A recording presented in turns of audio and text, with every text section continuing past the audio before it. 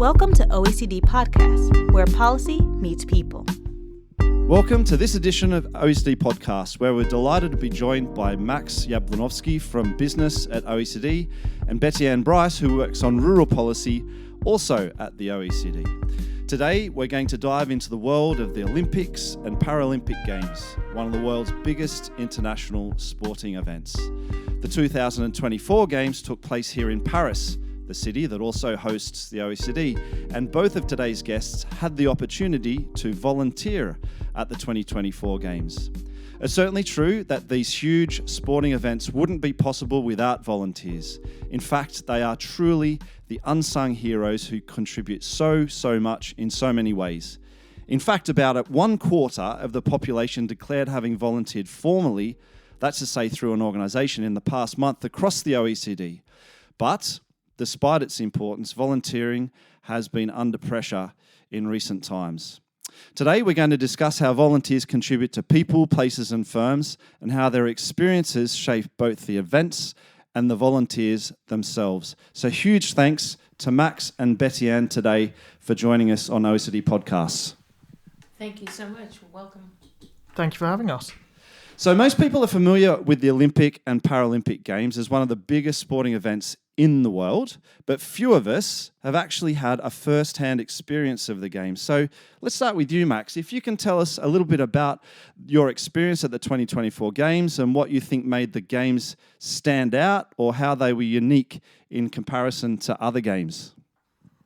Thanks, Shayne. I think it was personally quite special holding the Olympics in Paris and around the country, being in so many different and significant places.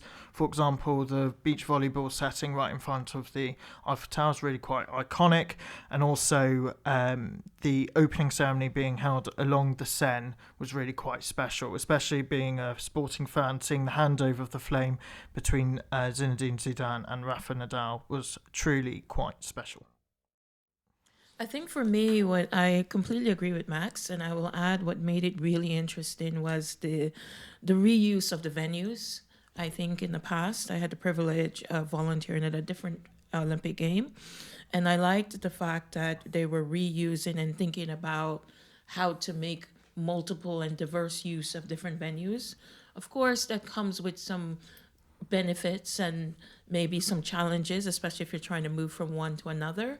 But I think overall, that plus the diverse countries made it an amazing experience.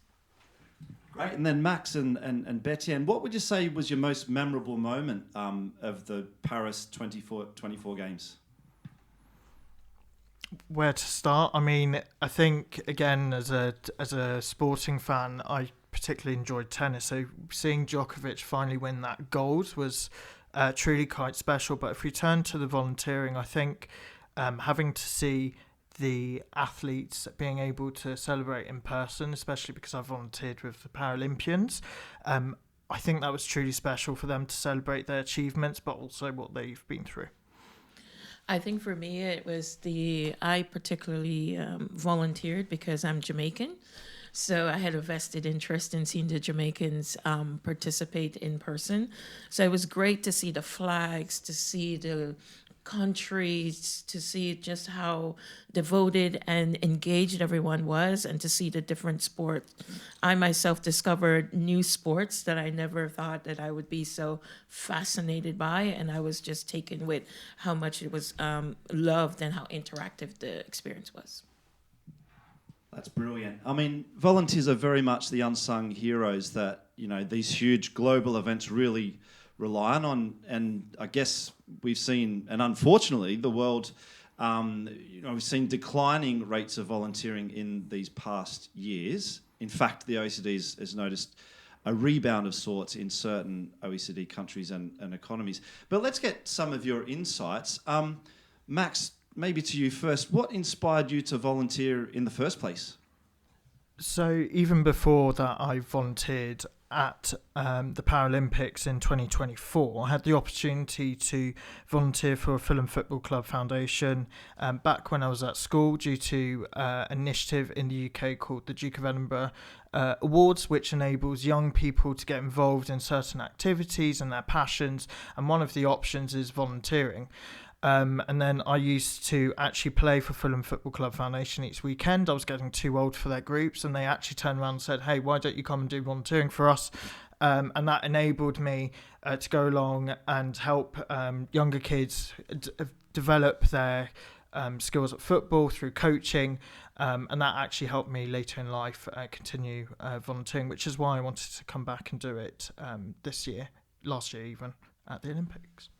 For me, it's pretty much just the diversity and meeting people. I thought it was a great opportunity to meet. When would you meet so many different people from so many different countries?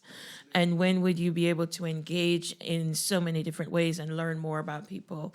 And even though you are volunteering and you're working, I myself was at the Stade de France, so I had the privilege of seeing so many, one of the largest venues. So you're seeing so many different folks come in. Their faces are painted. They're all engaged. The emotions are there. The level of energy is so high that it was infectious, and it was really, really why I wanted to be there. And I had so many different roles. So on the court, behind in the back office. So you're seeing so many different things going on, and you're just learning so much. Yeah, and Betty Ann, was this your first time volunteering? We heard our Max has been involved there in the UK. Was this a first for you? No, this was my second time actually at the Olympics. I had the privilege of doing the 96 games in Atlanta, Georgia, but I was super young, so I don't think that I really, really embraced it or really understood it. What stood out to me, of course, was how different it was. Maybe the Olympic Village was where I spent most of my time, whereas this time around, I was really in the games. I was even actually with the athletes after they finished and won for testing. So it was just such an interesting opportunity, and I did compare it in my head, but like I said, I was pretty young, so. For sure. And Max, would you do it again? Are you intending to volunteer going forward? Yeah, absolutely. If I'm given the option, I think what Betty Ann was saying is really important, especially being given different perspectives and outlooks, especially not only being a spectator, you're observing everything behind the scenes and how you can help those athletes, but also encourage them. I mean, especially at the Paralympics, they have so many different stories and perspectives that you can learn from, and seeing the amount of support that a country gives to Paralympians is truly incredible. So if I had the option of doing that again, it would be definitely a no-brainer, whatever the event. I would do it again, and I would actually recommend that everyone do it at least once. I think you should bear in mind that it is work. It's as much exciting, it's a privilege, but it's work. I was a bouncer at times. I was an escort at times. I was serving at times, and I was helping to find things. So I think you have to be flexible. You have to be willing to work long hours, but you have to know that it pays off in the end, and I would always recommend it. To add on to that, it's certainly a piece of like character building. I say it's definitely, as Betty Ann said, it's definitely worth doing it if you haven't considered doing so. It will bring the life out of you, but it will also make you very tired having had to do it at weekends and after work as well, but you'll have the best time, and it's worth learning from others and different experiences. It will definitely help you and make you more resilient later down the road.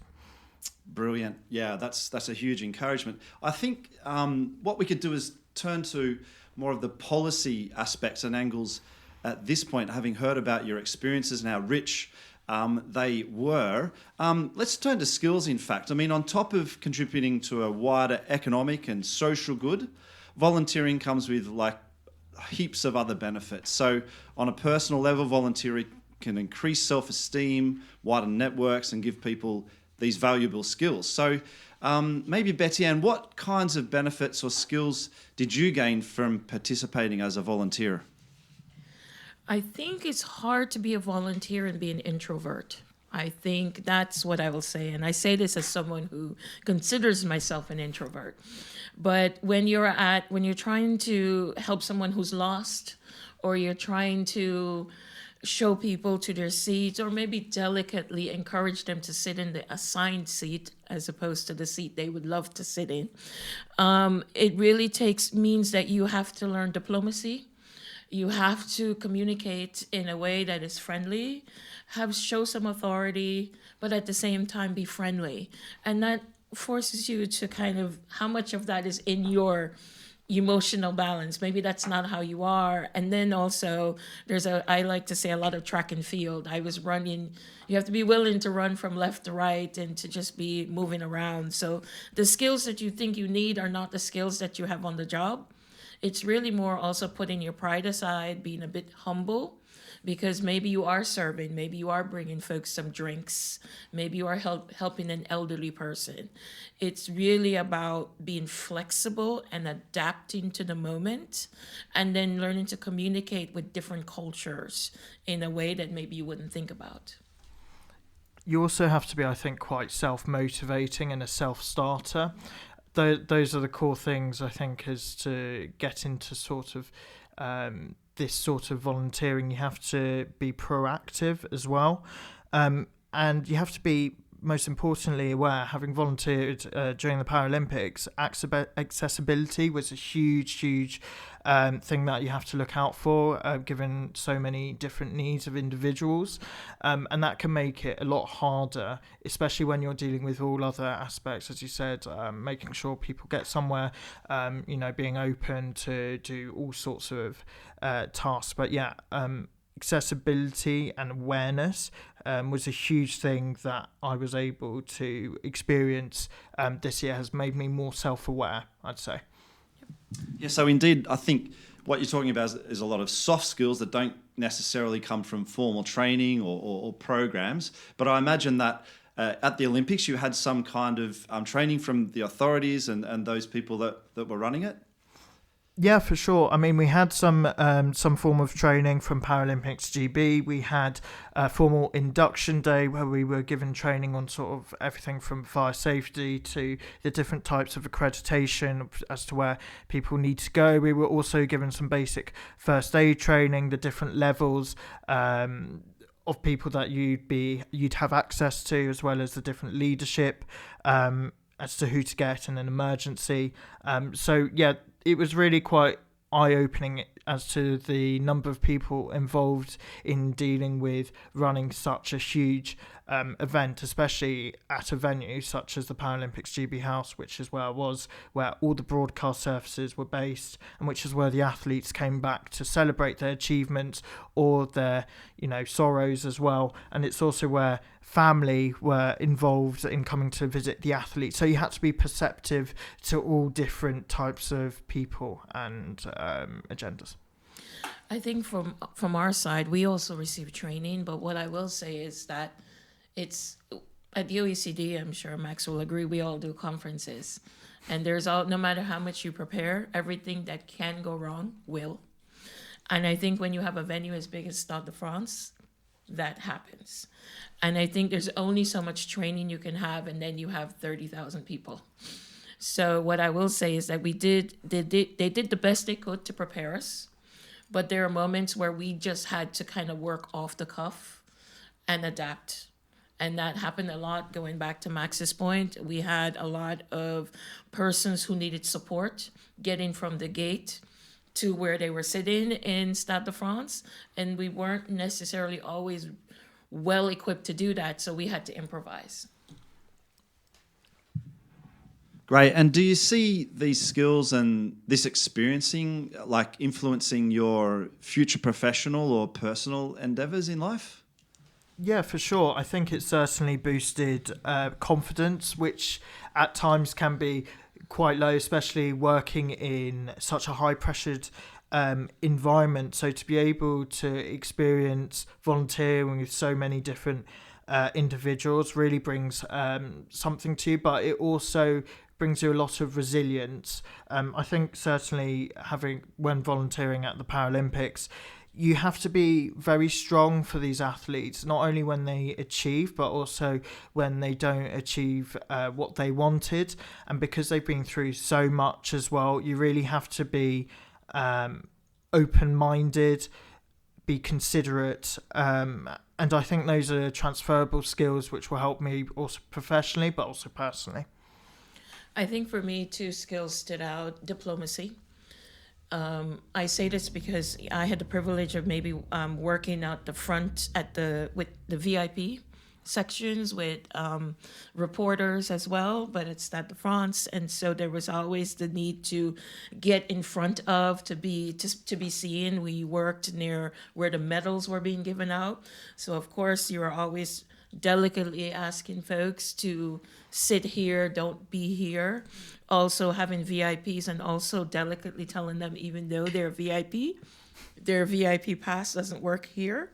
And at the same time, sensitivity, because when we were in the testing section and people were happy and not so happy with the results, but still have to sit for a long time to be tested, you have to be encouraging, you have to be supportive, and you have to just recognize their feelings and respond in kind. So I think those two will serve me well because we continue to do events with different people, and it really was eye-opening in that respect.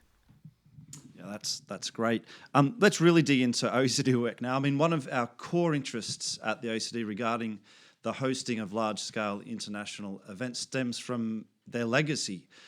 We know that these events, if done well, can have a strong infrastructural legacy, but I guess beyond the bricks and mortar, strengthening the volunteering infrastructure at the local and national level can help rejuvenate volunteering and maximise its contribution to local development. So, I mean, we mentioned at the start that volunteering rates have been declining in certain places and rebounding in other places, but it's important to consider whether the Paris Games from 2024 might inspire a lasting change in volunteering. So maybe Betty Ann, from your experience, do you think that the Games from 2024 will make a difference, or whether similar events could provide a boost to volunteering?